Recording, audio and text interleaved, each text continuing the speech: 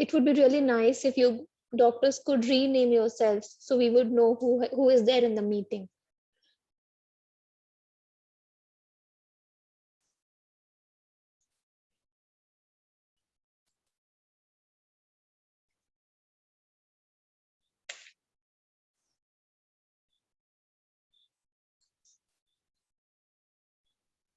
Hello.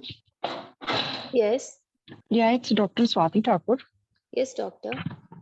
I guess I'm in this meeting. Welcome. Okay. We are running late. So sorry, Dr. Yeah. Professor Horia It's is, okay. yeah, he's there. But I would request you to go on mute, doctor, please. Okay. Thank you. Okay, I am making him the host.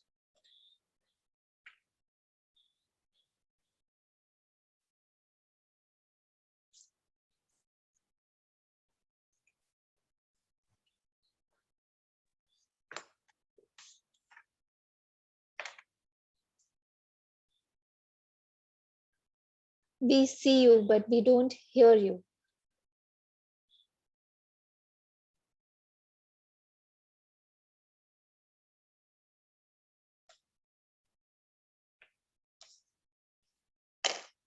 Can't hear you. Nothing.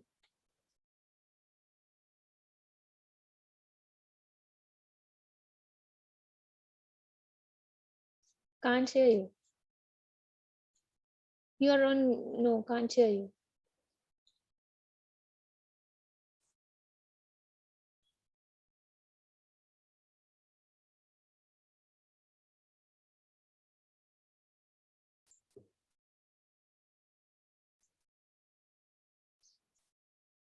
Can't hear you still. Can't hear you. Okay, I'm the host now. I'm really, really sorry. We're 14 minutes late.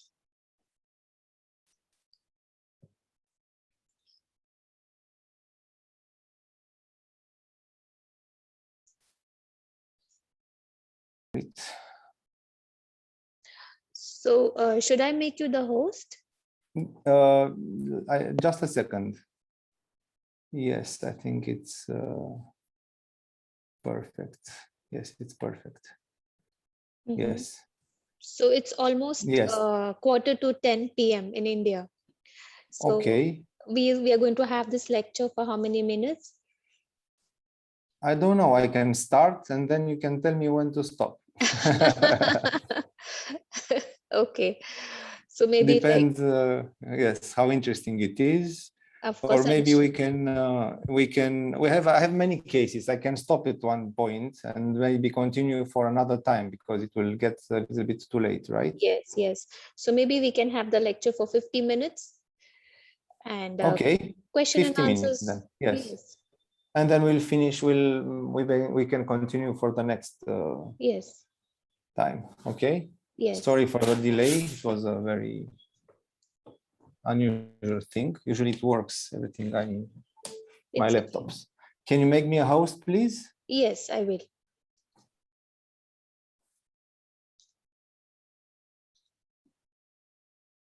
You're the host. Great. I hope you can see my yes, we can see your presentation. My presentation, right? Yes. Okay, so again, good evening, everybody. I'm very sorry for this delay, but I'm very happy that we meet again more and more often. I see. Last time we met last 1 month ago, and I talked about the GBR, the guided bone regeneration, which is, from my point of view, a more simpler approach. But now I wanted to go to the next level to talk about the bone blocks. And we'll try to see how much we can discuss about this in these 50 minutes. And if not, we can continue next time with it. I want to talk about what usually is working on everyday practice, and most of the people are using these corticocancellous blocks, which are thick blocks composed from the cortical and from the cancellous block. This is why it's called cortical cancellous blocks. But in the last 10 years, I'm using only the monocortical bone blocks, which can be harvested from different places. And in the last years, I have switched to a more minimal invasive approach, the minimal invasive bone augmentation, as I like to call it, which is very strange, but it can be minimal invasive. You'll see if we'll reach this topic today, if not next time. In some cases, we have to add some implants together with the bone blocks, which is a little bit more complicated. And all the time, in all these cases, in the end, we have to finish with the soft tissue management of those cases. So let's talk about this. I don't know how to move this thing from here. The bar. I want to move the bar. Which bar? The one that shows me that I'm screen sharing and hide video panel. That's all. Okay, this is. So on top right, you have view options. On You can top have right. not like extreme right, in the center maybe, or on the right also, and you can choose speaker, slide by slide speaker view. Yes, but I want to. We can see everything clearly. Yes, but I cannot see because I have this bar where it says the number of participants, the new share, the pause share. I cannot hide this. Hide. View options. You have to on the right side you will see view. Do you see view? No. Let me check. No, I cannot see view. I have remote control, more, hide video panel. No. Somewhere down, maybe, I don't know. Meeting. Is this hide video panel? No. Let me make it. It's just in the middle of the screen. This thing. But for us, it is very Okay, clear. if it's very clear, I will ask you what you see in case I don't see something on my. Okay. Okay. Let's talk about the initial cases. What I have started with, what I was working with. I put it just as just for an example from the old times. And in these cases, when I needed to place some implants in the posterior part of the mandible, because from my point of view, the mandible is the most difficult thing, the most difficult area where you have to, posterior mandible especially, where you have to manage to restore the bone. And in these cases, like this case, I used to have this narrow ridge and I needed to have an implant placed. But in the same time, as you see here in the right part of the right picture, it's a wisdom tooth, it's impacted wisdom tooth. And I said I can remove the impacted wisdom tooth together with some harvest together, and I'll harvest simultaneously some bone. But the bone that I have harvested, it was a cortical cancellous block. It was in 2010 or 11, this case. And you see the bone is quite big. And with this auto chip maker, I'm collecting autogenous bone. And after I have extracted the wisdom tooth, collected some autogenous bone, I fixed the block on the mandible with 2 screws, and covered the bone block with autogenous chips.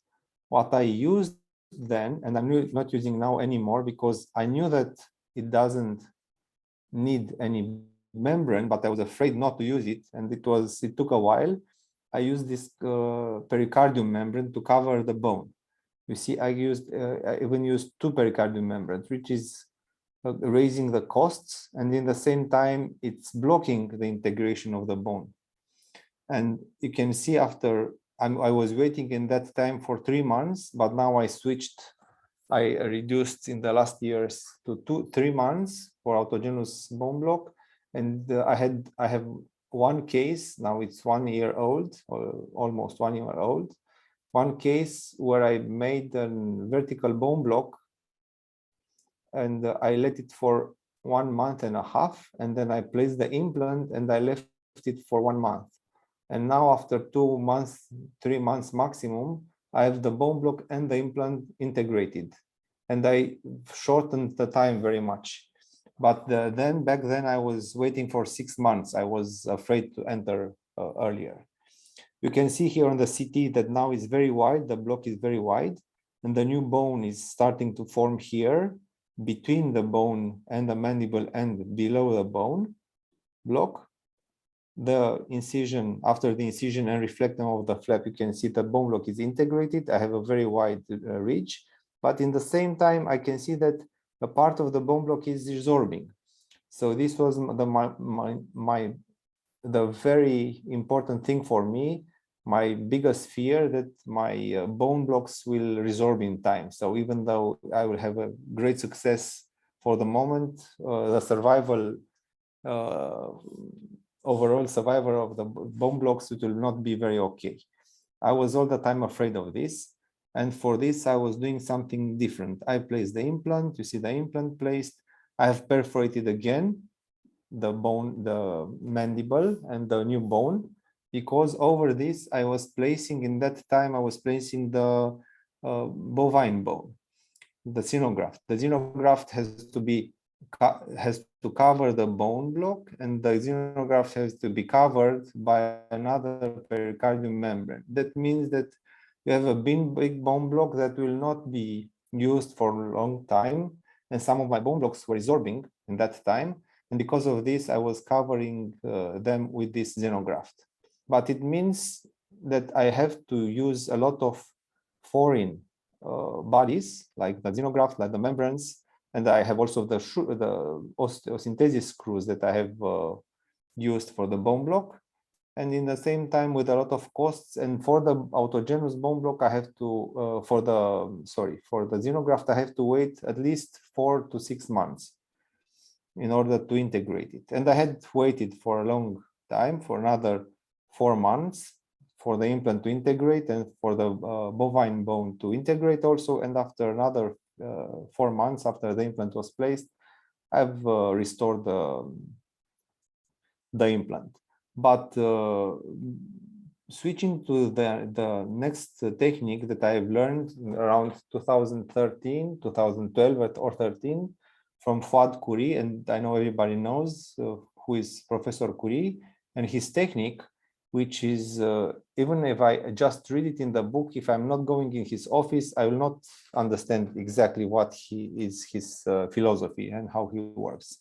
But now the difference is that I'm using only this type of bone blocks, only these monocortical bone blocks for the lateral and for the vertical augmentation. Why? Because I'm using the autogenous bone block, I'm using the autogenous bone chips, and I'm using the PRF. And the only foreign bodies that I'm placing for all this technique is the osteosynthesis screws. And as you can see here in this case, I need to make a lateral augmentation. The thinness of the ridge doesn't allow me to place the implant, especially at the lower part of the mandible. It's a little bit much thinner than the crestal part of the mandible. And for this, I need to make a lateral augmentation, but for all the height of the mandible. And how can I do this? Either I need a very big bone block, and even though I saw that Professor Curie was doing this, I was in his office many times, and he was using these big bone blocks for my patients, and I'm placing myself in the chair as I'm the patient. I wouldn't like to have a very big bone block to be harvested, because the morbidity is increased, and I would like to have a smaller bone block. So I'm using his technique, but it's adapted to my philosophy for this point of view.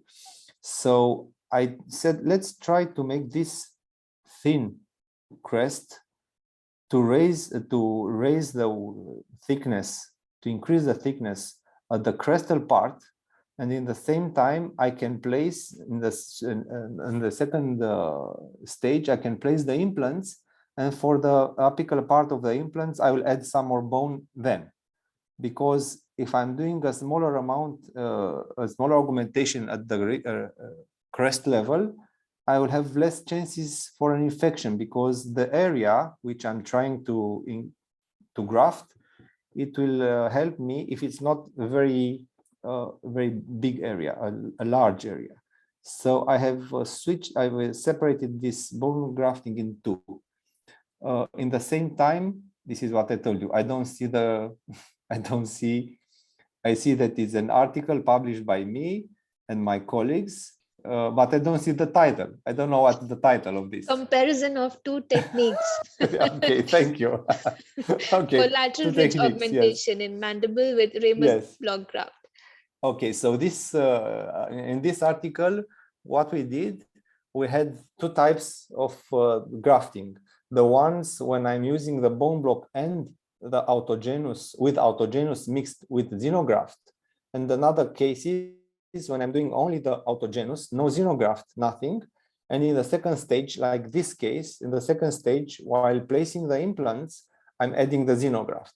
And why I was doing this, because it's a big surgery. You have to harvest bone, you have to split it in two to take only the monocortical part, to fix it, to harvest autogenous chips, to put the chips, and then to put some bovine bone xenograft, and over the xenograft to put the membrane.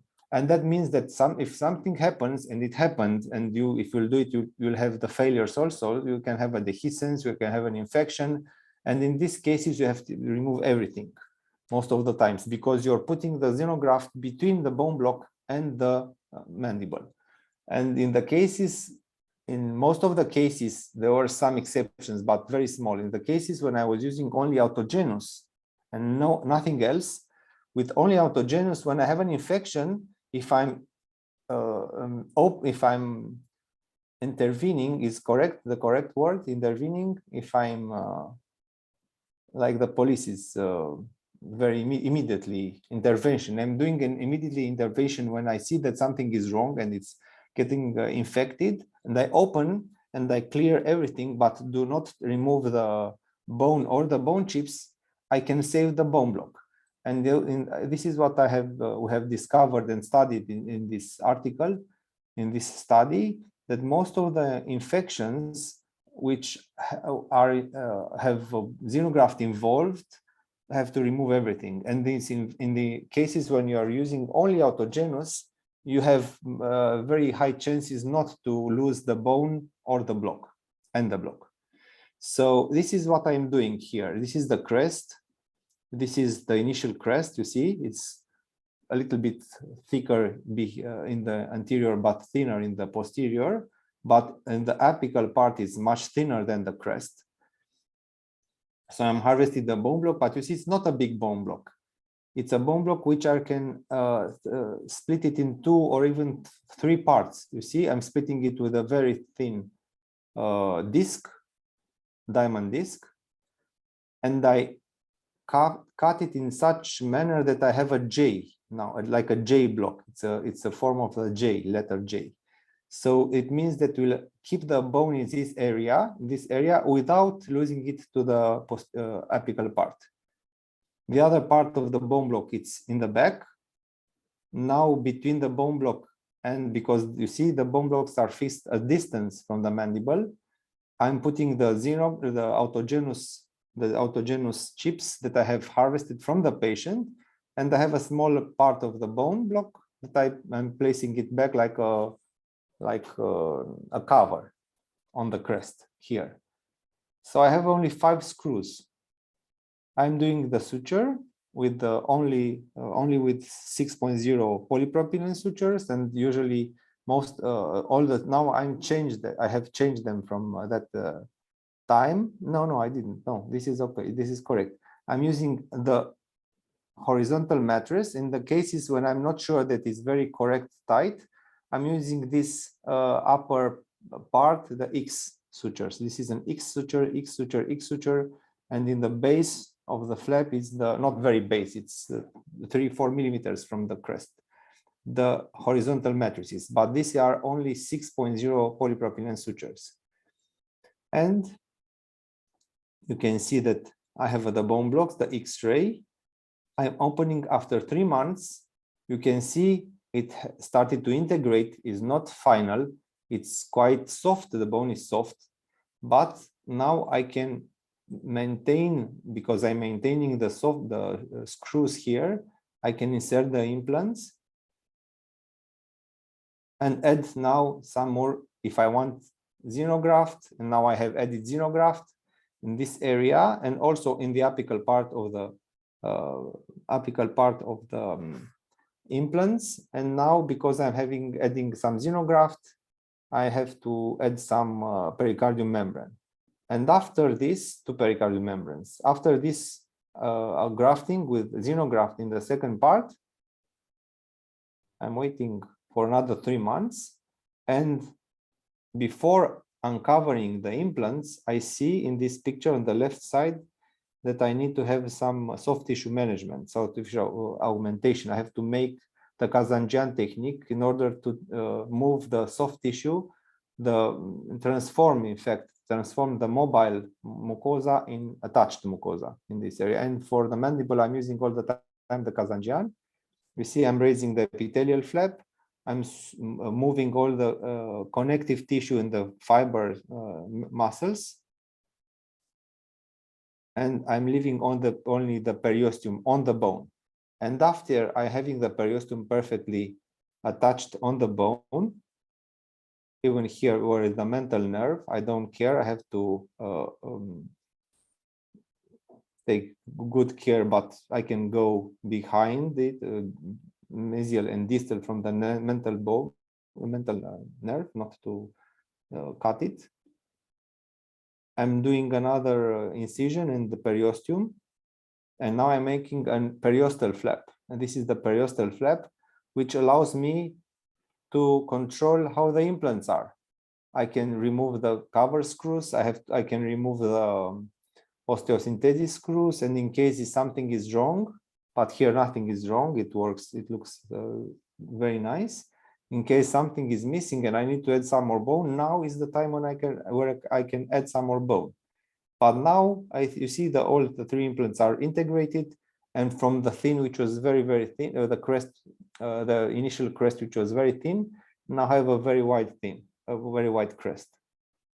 Now I'm removing the osteosynthesis screws and the cover screws, suture back the periosteum, and over this flap, these are resorbable sutures, and over this flap, I'm repositioning the epithelial flap and suture it to the periosteum in such manner that everything is very, very tight. And I have to wait for around 3 weeks to 4 weeks for this to settle. How it looks, the Kazanjian, I have a small video here with the Kazanjian, the technique that I'm using.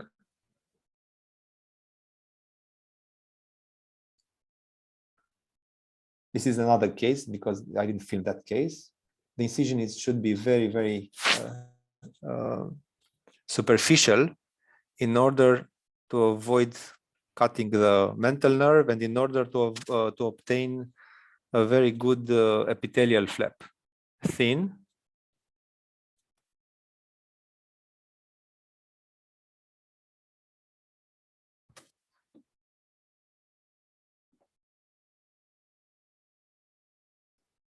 And this is how I'm doing the incision. And now I'm taking the very fine forceps, tweezers, and cutting all the time. You have to change the blades with new blade, cutting only an epithelial, making a partial flap, an epithelial flap, leaving the muscles and the connective tissue on the bone. And after I'm reflecting, you see, after I'm reflecting the epithelial flap with a very thin, with a very careful brushing. It's a brushing technique that I'm using, where I'm using the blade, and then very good, very nice. You can use the gauze. It's harmless. It's very blunt. It helps me a lot. I can see, you can put anesthetic, or I'm using here only saline.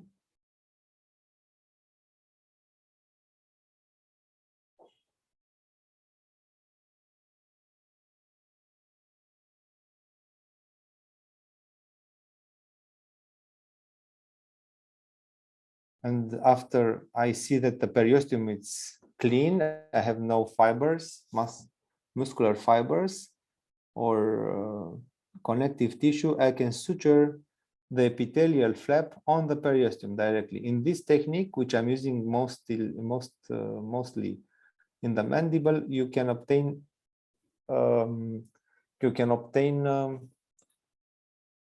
Priyanka, shall I make you back the host?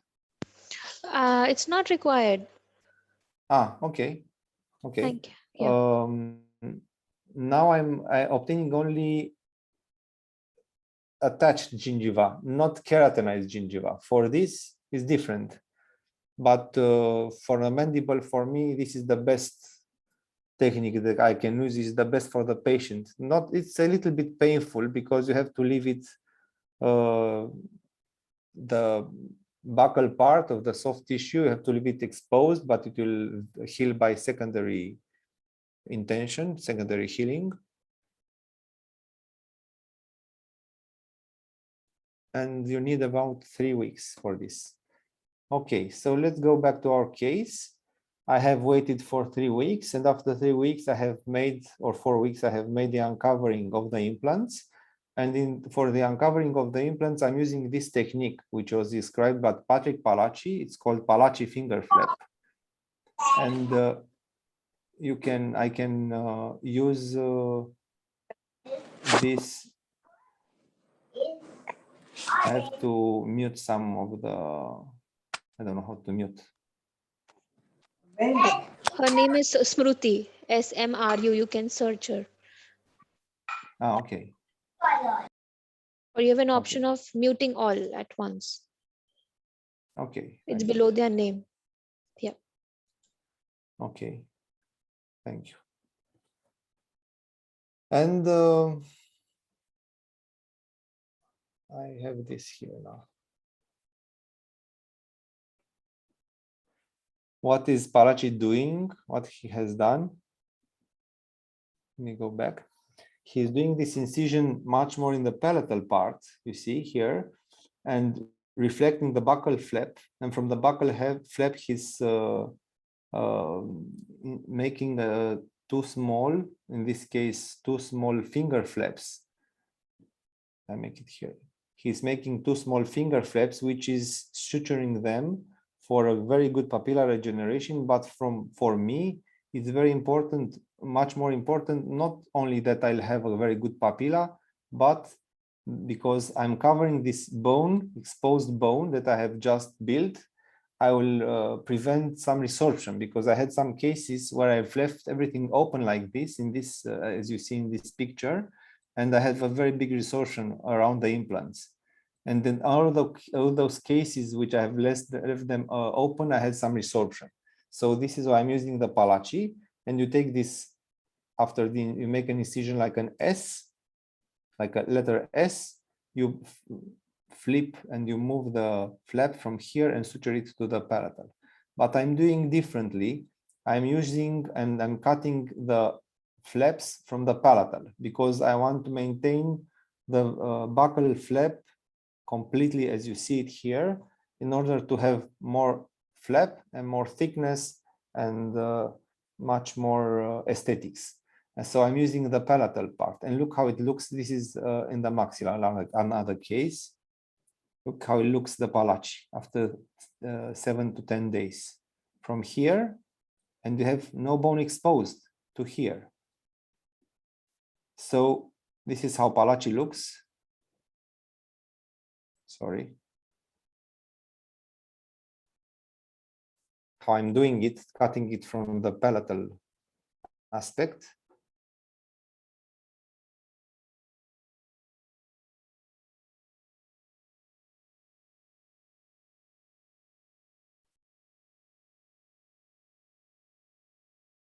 I need a little bit to make a small incision here in order to make it very relaxed.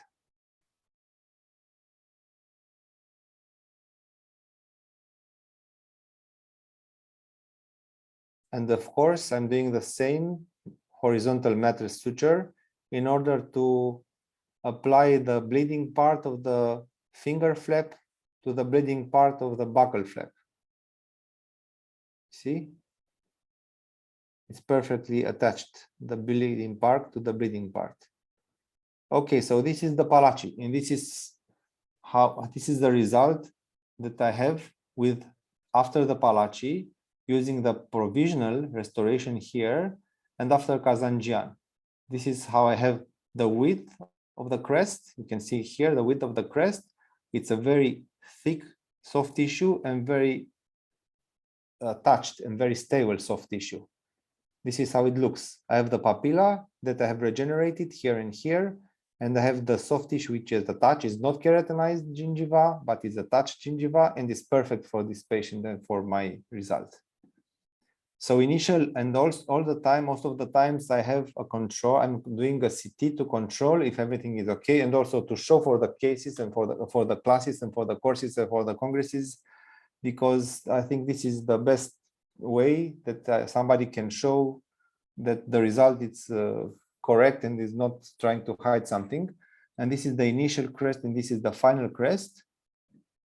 And also this is the initial CT, and this is the final CT, how it looked where I have the implants placed and how it looks now. I need to have a CT to see that everything is correct. So this is the case when I'm using in the first time, as I showed you in the article, the first time I'm using in the upper part only the autogenous, and in the second case when I'm placing the implant, and second stage when I'm placing the implant, also I can do some more bone grafting if I need, and if I didn't have enough bone from the beginning. In some cases, I have to make simultaneous lateral with vertical. This is the case where I had an indication on this third quadrant to remove these two teeth, the wisdom tooth and the second molar. And of course, I saw an opportunity, and because I had some cases where the wisdom tooth, which was not extracted in the proper time, they left it for too long there. It's creating some decays for the seventh, like you can see here. And I have published an article with my colleagues from my faculty, with Eitan Mijilitki and Adi Lorean from Israel, where we can see that most of the cases where you don't remove the wisdom tooth, you can have some cervical caries in the second molar. And for this case, which was the treatment plan, was to make the extractions. Usually I'm waiting for 4 to 5 months after the extraction, then make a simultaneous bone graft, lateral with vertical. And in the next stage, I'm placing the implant. And after I have removed the teeth, I can see that it's a very thin bone in the anterior part, you see, 2.2 millimeters, 3 millimeters. And in the posterior part, where I have to place the second implant, I don't have enough height. I have 7 millimeters or 713, 847. So in this case, because I need to make the width, I can do together with the width. You can see here, I'll make the width for the for the mesial part and the height for the distal part. And this is one of my latest published articles with one of the most prestigious professors, Claudio Stacchi, very, very, very good, very smart, from Italy. And we have published this article about guiding bone regeneration with exactly what I have told you about last time, with concentrated growth factor, with I'm calling it the sticky bone versus the bone shell technique, which I'm showing you in this case for the horizontal augmentation. Here I'm using horizontal and vertical augmentation. We have a very nice article published. We had 80 consecutive patients surgery. 10 patients we had to drop them out because we have some infections, and in the end we had only 70 we had 70 surgeries. But as you can see here, the mean reach and the mean width gain that we had, it was 3.7 for one and 3.7 for the second. So it's not a big difference if you're using a sticky bone or the bone block. But in cases when you're using the sticky bone, most of the time we have to use the xenograft. In cases when it's very, very thin, you can have a bigger advantage. You will have a bigger advantage when you're using the autogenous. So for very thin cases, like we have this case, with 2.6 millimeters, I cannot use the sticky bone because I'm adding there some xenograft, and this xenograft will not transform in 100% vital bone. And what I need is 100% vital bone in order to have an implant that will survive. When I'm having the crest, which is at least 3.5 millimeters, I'm doing the sticky bone. If I have less than 3.5 millimeters, I'm doing the bone blocks. So we have comparable clinical outcomes in both techniques. They are working both. I would like, and I'm using the GBR most of the times because it's much lighter for the patient, much easy for the patient to support the surgery. But in cases I don't have anything to do, I have to do the bone blocks. In this case, you see, I'm harvesting from the posterior area of the mandible, from the ramus, a block which is thick. It's a thick bone block, but because I need to harvest to graft vertical and lateral, I'm using both parts and I'm cutting it in two pieces. This is the J block, the one that I've showed you earlier, the J block. And this is the cortical part, and the other one, which is cortical and cancellous, very thin. I'm using it here, you see, on the crest as a vertical grafting. So I'm having the lateral grafting and the vertical grafting simultaneously. And I'm using between the bone blocks only chips, autogenous chips, and the PRF, and that's it. You see it?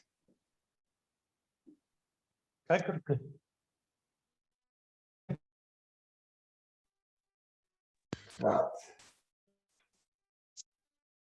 Dr. Vikram Singh, please go on mute. Yes, I did it. Okay. And I'm waiting for 3 months. And after 3 months, I'm making a CT. And you can see here when I had very small amount of width crest. The crest was very thin. I have now 5.2. And when I had in the back very low height, now I have 11. So from 7, I raised to 11. And from 2, I raised to 5. I raised around 3 millimeters. And this is how it looks in the mouth. This is the new bone. And because it's only a very thick, very thin block, and between the block and the mandible, I'm using a lot of bone chips, autogenous chips, this bone will not resorb. What you can see here, this is the bone remodeling. The bone, it's integrated. You can see it very clearly. These were the initial bone blocks here, and one is here. And now you have here 100% vital bone. Only after 3 months. And you see the after preparing the osteotomy for the implant, the bone is bleeding. This is vital bone. These are the implants placed. It's 11.5 and this is a 10. So I have 3.7, 3.7 the implant, and the second one is 4.1 with 10 length. I did also here, you can see the Palachi and the restoration. After, of course, I did the Kazanjian. and the restoration. What about the maxilla? What can we do with the maxilla? We need to do a bone block here because we have this fractured tooth that the patient stayed with it for many months. Because this big infection, I have to remove the premolar, also the first premolar. And you can see I have no bone block, no bone here. I have a big defect. I need to do the sinus simultaneously with the vertical bone graft. This is the tooth that was fractured. And this is the premolar that I have to remove because I have no bone here, no septum.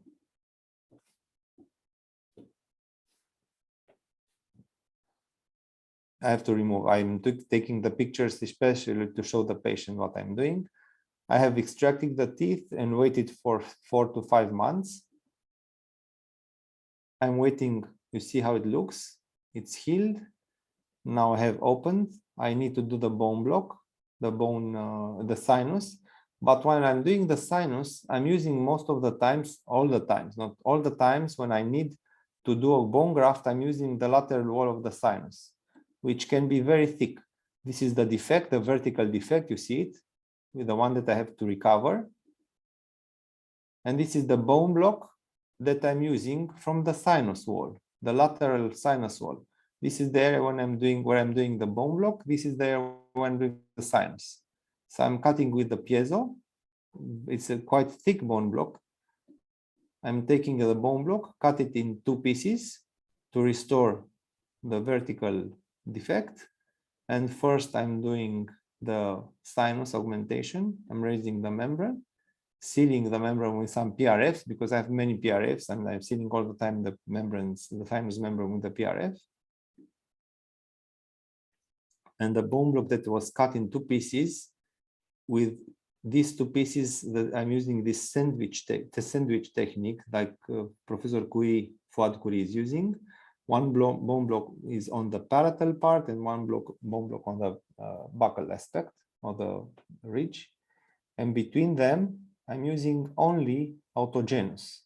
So now I have a defect that had only 2 walls, one mesial wall and one distal wall. And because I'm putting these 2 blocks here, now I have 4 walls. So I have a defect that is surrounded by 4 walls. Here I'm putting only autogenous, which I'm harvesting it from the tuberosity area with the bone ronger forceps. The sinus is filled with xenograft. And I had some cases, very interesting cases, when I have an infection in the sinus. In the same time, this is the biggest problem. Now you're using 2 techniques simultaneously, sinus and lateral, or much more difficult, like here, this one, vertical augmentation. What happens if something went wrong, when some part of the surgery went wrong? You can have an infection in the sinus, or you can have an infection in the bone blocks. If you have an infection in the sinus, if you don't act and you don't get inside the sinus very quickly, you can have an infection that can infect the infection. The pus can infect and affect the bone block. But in cases when I'm using only autogenous, I have a very nice picture. I didn't put it here. When the infection, the pus goes over after 3 weeks, the infection comes after 3 or 4 weeks, and the infection comes over the bone block, not infecting it or not affecting it at all. So I had to remove everything from the sinus, but the bone block went perfect. And in the next time I placed the implants, and also I could restore the sinus graft. I'm covering the autogenous bone only with autogenous membrane, the PRF, and the lateral wall of the sinus where I have the xenograft, I'm covering it with the pericardium. And now in the last cases, last years, I'm not even using this type of membrane in the lateral part of the sinus. I'm using only PRFs. But because here I have to cut a lot of to cut the periosteum in order to release quite a lot the flap, so I can cover perfectly the defect. I'm using the pericardium in order to prevent the epithelial cells to enter inside the sinus. So this is how it looks after a few months, after 6 months. In some cases, like you can see in this case, you see on the lateral aspect of the crest, some xenograft, the xenograft that comes outside from the sinus. In cases where patients are flying quite early after the sinus, or in case they produce pressure in the sinus, like sneezing or coughing, or in case it's our fault also, in case when you do not compact very well the bone inside, you can see that some part of the bone from the sinus comes out from the sinus and stays on the crest. It's not a big problem, but when you're not adding too much bone, you can have quite some loss of the bone from the sinus. So this is how it looks after 6 months. This is how it looks here, the vertical bone block. This is bone. This is the bone. As you can see here, some xenograft that came out from the sinus.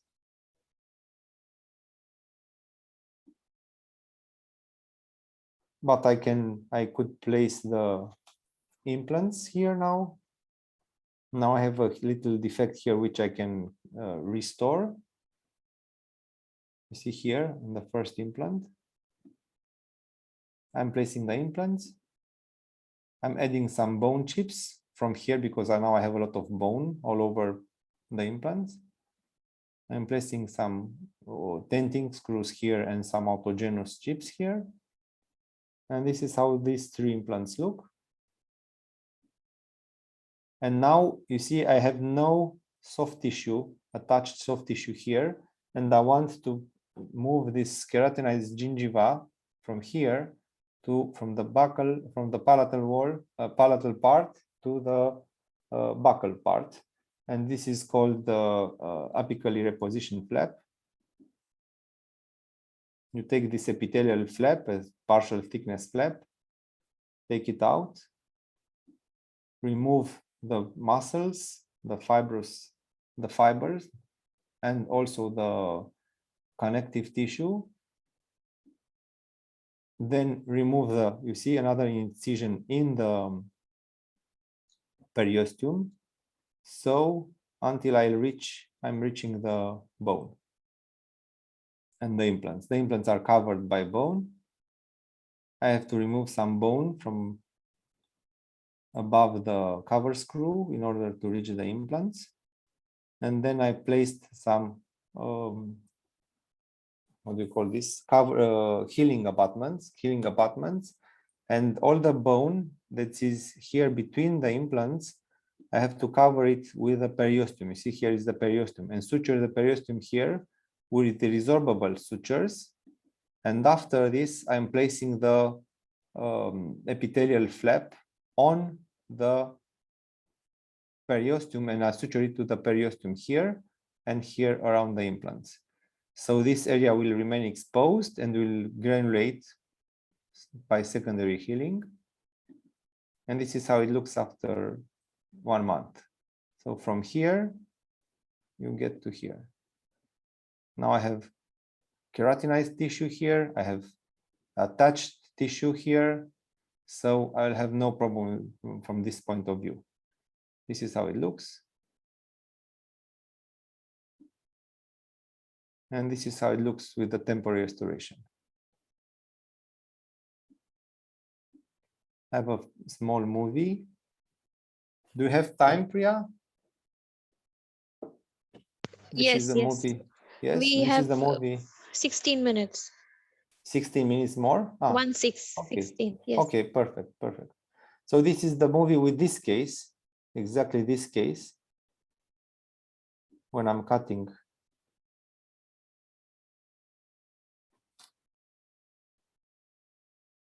Cutting with a piezo.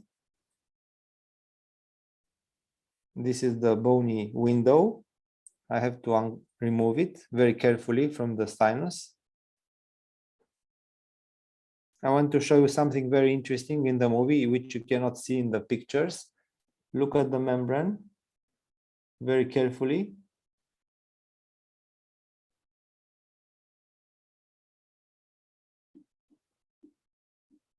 You see, this is the artery.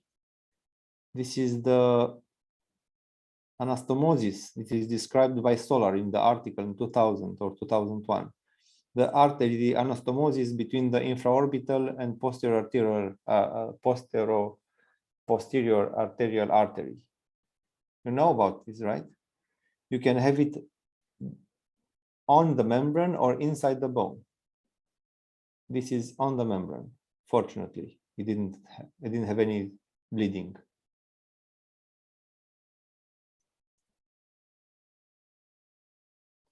I'm finishing. The membrane is quite thin, and I want to cover it with the PRF's membrane.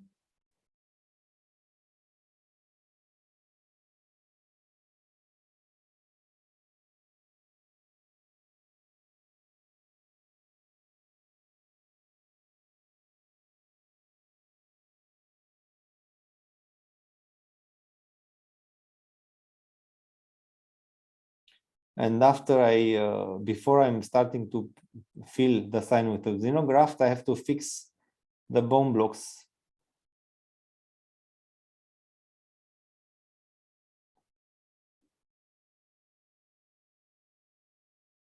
One palatal and one block is buccal.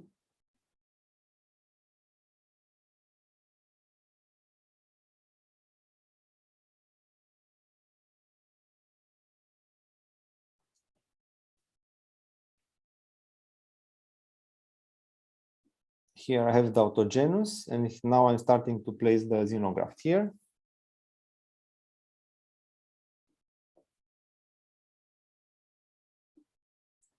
Okay, I think we can go to the next part with minimal invasive bone augmentation. Then we'll stop here, and we can continue maybe next time with the complications. I have some complications here. Okay. I think so. We have time, right? This is Yes. what I'm calling the minimal invasive bone augmentation. It's also from Professor Curie. It's called the core bone blocks. Okay, they are harvested with a special drill, very nice, very small drill. And this is a round bone block, which is harvested from inside the osteotomy. So where I have to place the implant, this is from where I'm harvesting the bone. This is why I'm calling because the minimal invasive, because I'm not going in a different place to harvest the bone. I'm staying there exactly when I have to place the implant. From this area, I took this bone, and because the bone it was touching the implant, I have to remove it a little bit from here in order to let me place some autogenous chips here, and I will have very good bone between the implant and the bone block. And the bone block is fixed only with the head of the screw. It's not fixed with the screw. We cannot go with a screw through it because it will break, it will fracture.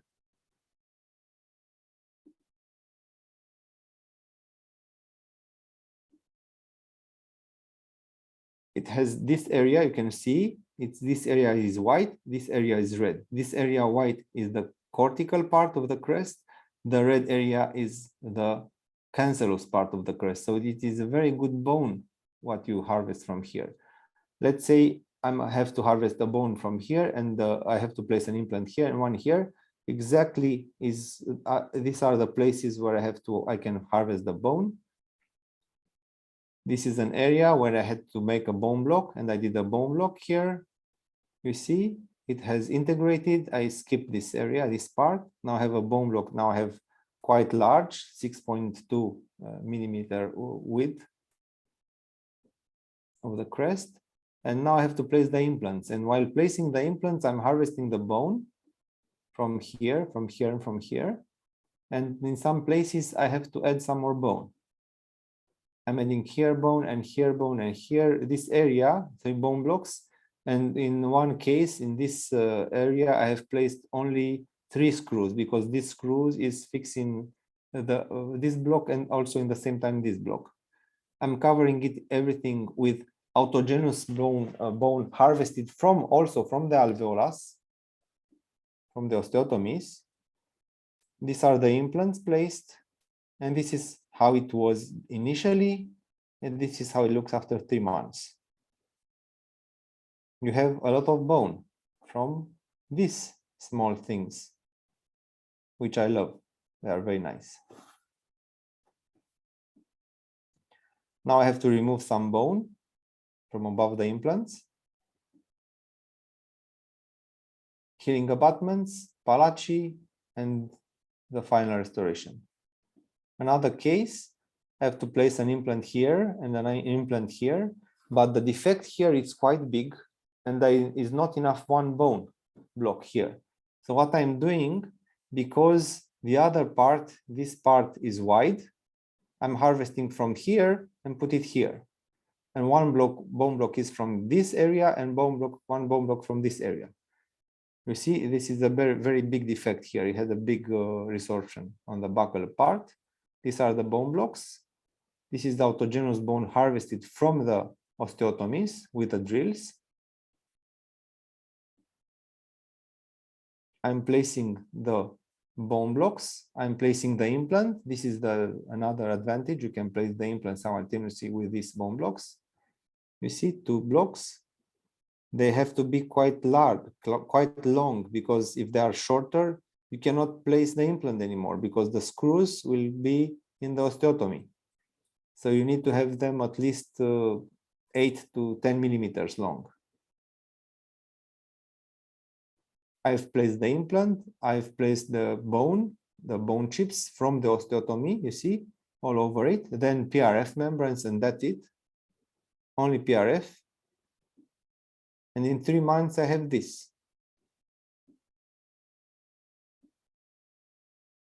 This is the new bone. Everything, this is new bone formed. Here you can see. I have to remove bone from above the implant.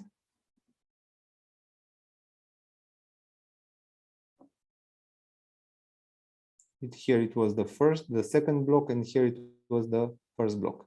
The screws has one of them, or maybe 2, both of them have integrated in the block, in the bone, and sometimes I cannot remove them. They fracture, but they are titanium, and I leave it there. So this is one of the most times when I'm using this, I have a lot of fun. I like doing these bone blocks. Okay, so let's stop here because we'll have time next time when I'm going to the anterior part of the mandible, on the maxilla, with some cases, and then we'll have some complications and management of complications. I think it's better like this, right, Priyanka? Yes, yes, yes. So we can take questions now. I see in the chat box, Dr. Mustafa has a lot of questions. So I would in fact request him to unmute himself and directly ask the questions to you. Yes. Dr. Perfect. Mustafa?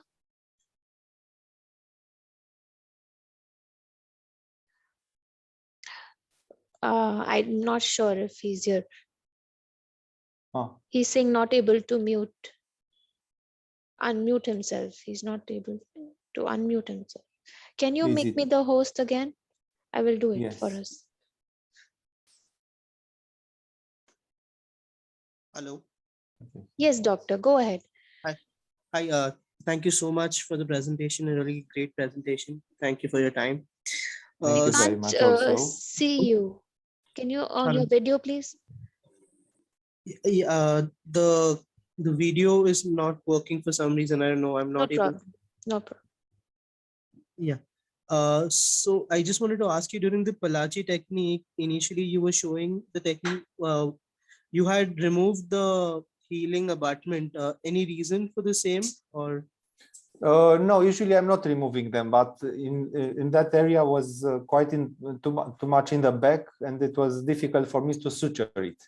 And mostly because the soft tissue there is very thick, and I was using a larger needle. It was a 16 millimeter needle. and I don't have enough space because of the cheek. This is what I usually, I'm not removing them. Each month it's much simpler not to remove them.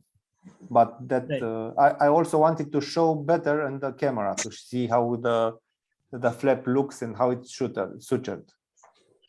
Okay. Yeah. Thank you so much. Yeah. Welcome. So there were two more questions if I can ask. Is that okay? Can Yes, Yes, please sure, go ahead. sure. Yeah. So in the sticky bone technique, which membrane do you prefer using? I'm using only pericardium membrane, the one that is for the sticky bone technique. This is why I don't like it so much, because it's time consuming. What do I mean? I mean, I have to wait at least 5 to 6 months to integrate, comparing with the bone blocks where I have to wait only, in some cases I showed you, 1.5 months, 2 months to insert the implants. So I'm using the long-term resorption membranes, like the pericardium, which is resorbing in 4 to 6 months. Okay. Yeah, thank you so much. Welcome. Just one last question. Whenever you're using these implants in grafted bone, any particular system characteristics that you look for in the implant system, as in the type of connection, the type of threads that you prefer? What should we look for in a system when we are placing implants in grafted bone? I'm using now I'm using only one type of implant, one brand of implant. I'm using from the Straumann because they have two types. They have the more aggressive for the maxilla or for immediate loading, the BLX, and the other one, which is much friendly, more friendly with the mandible, the bone level, the BLT. And I like that they have conical connection. They have platform switching, and I like to insert the implants a little bit under the crest, 0.5 in some cases, maybe 1 millimeter below the crest. And because of this, and I have between the implants some bone because they are a little bit deeper, and together with a Palachi, I can restore a very nice papilla for aesthetics reason. Okay, so And this is what I'm using. Yes. yeah, thank you so much. Thank you so much. Welcome. You're welcome. Yes. We have one more question from Dr. Akash. His question is bone block versus Khuri split bone technique, which is better in terms of angiogenesis and graft uptake? The Khuri split bone technique is very, very good because let's suppose that you are using, you'll have everybody says that you have a resorption of the bone blocks. But what does it mean? The bone block that you're using, it's either very thick because it's cortical and cancellous, or it's very thin because it's a split bone.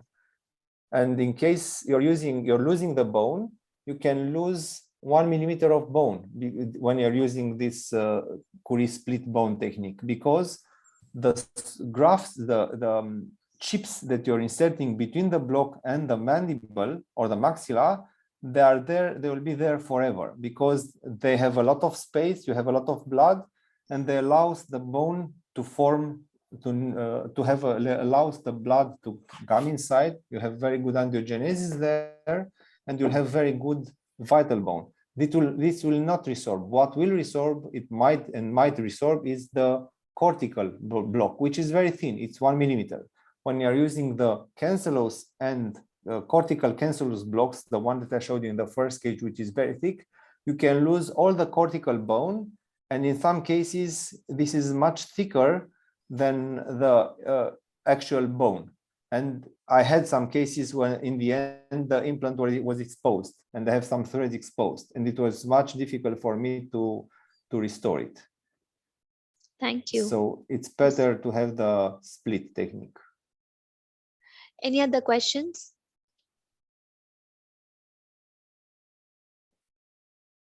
So I don't think we have any more questions. And I would also, they are saying it is a great presentation. And I would also like us to announce about the course.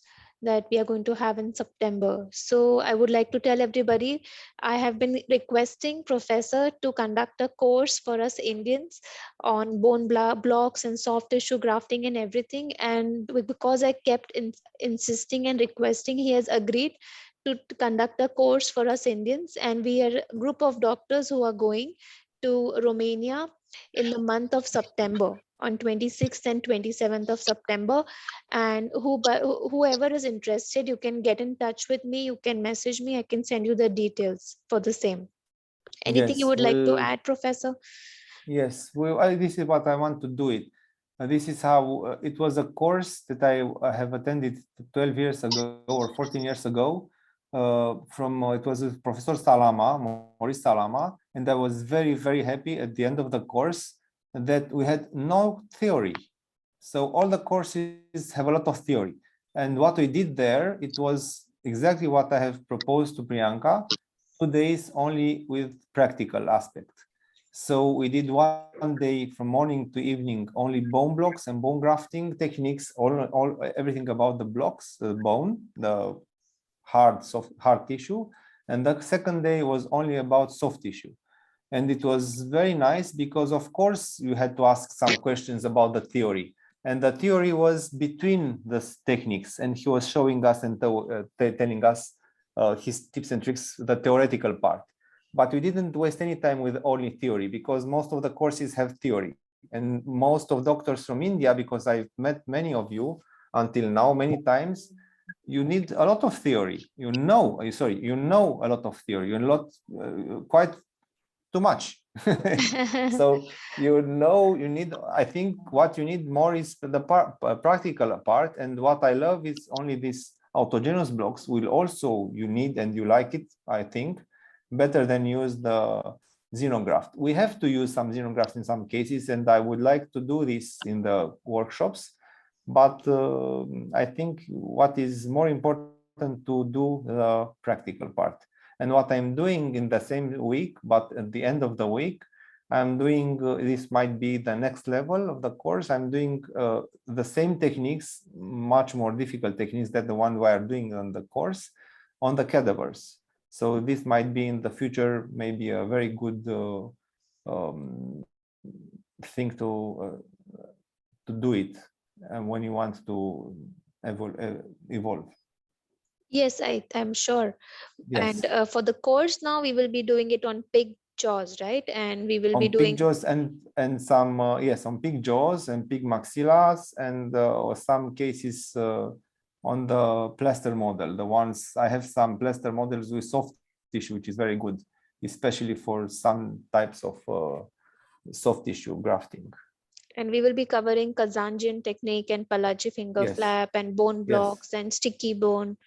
Yes, we'll cover everything we talked about in the first course, in the first lecture that was last month, with the membranes and the sticky bone and the GBR. And in the same day, we'll do the hard tissue with the bone blocks. And the next day, we'll do everything about Kazanjian and Palachi and roll flap and many other techniques. Yes.